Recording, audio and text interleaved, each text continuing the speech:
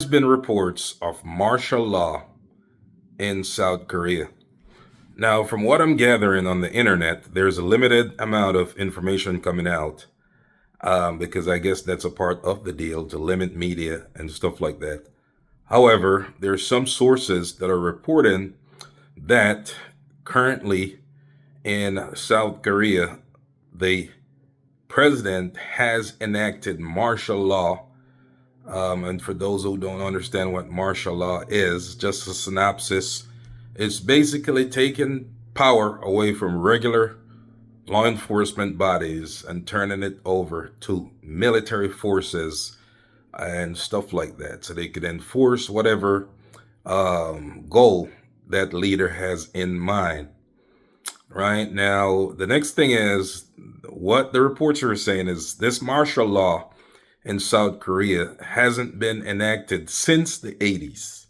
Since the 80s. Now, as far as the president is concerned, the president of South Korea, it's been reported by numerous sources that there's a lot of speculations around him and his family, specifically his wife, about some dealings in South Korea that are not favorable by the general public.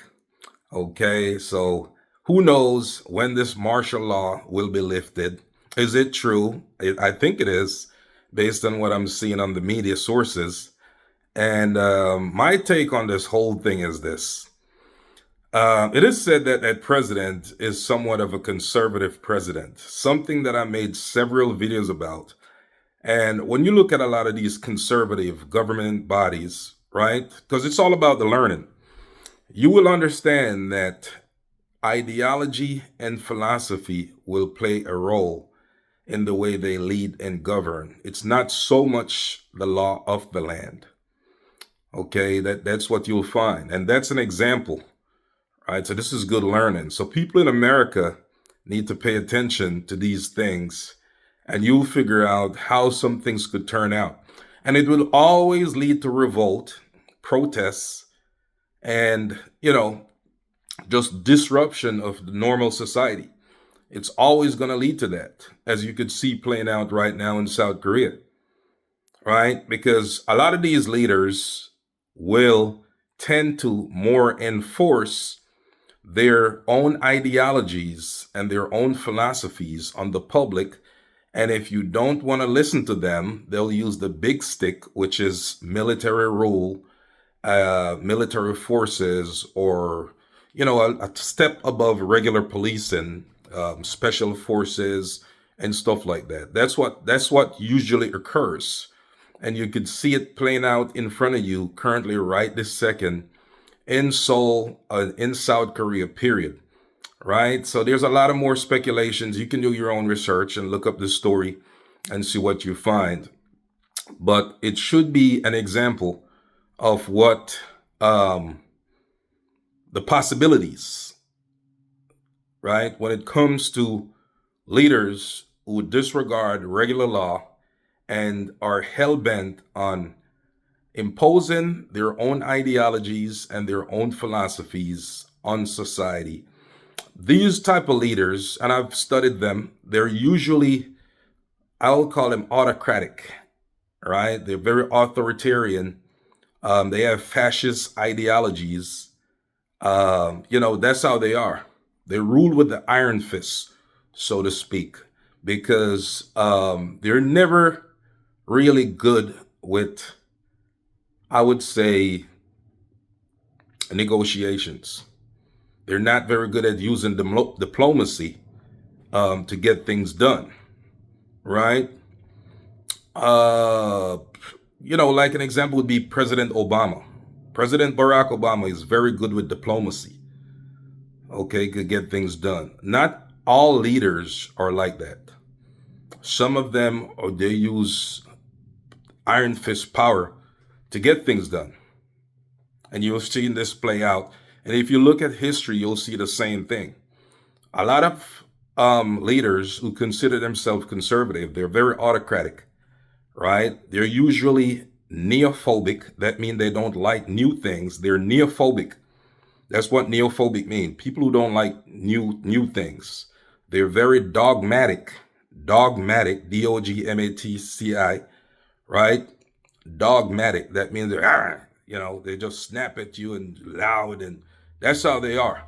And they're also usually xenophobic, right? So you can study these leaders across the world, and you can see that the behavior patterns with all of these types of leaders are very similar, if not the same. They're very close in nature, even though they're in different geographical regions of the world. That's how they are, right? It's not very hard to do. You can use your smartphone and research, and you'll see the tendencies and ways of all these types of leaders, and they all going down the same road, same behavior, the same everything. That's their nature. They're dogmatic, they're very xenophobic, and they're neophobic. They like nothing new.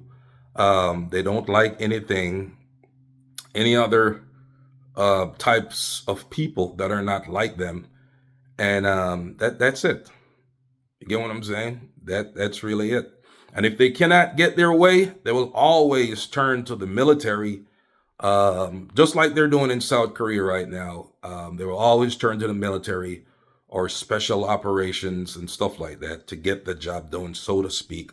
But with that, disruption in regular life is always going to be protests and people who go against that because they don't have the same ideology. And some of these people who will go against this are not necessarily what you would call liberals. They're also conservative, but they're softer conservatives, right? Or they're liberals who do share some conservative views, right? But they're not all the way over there with this radical. It's always radicalness. That's the problem that people have. It's not so much conservatives. It's not so much liberals against conservatives or conservatives against liberals. What the problem that most people have in society is the radical behavior, radicalness. That's what people have problems with. You get what I'm saying? Because no one is trying to go back in the past.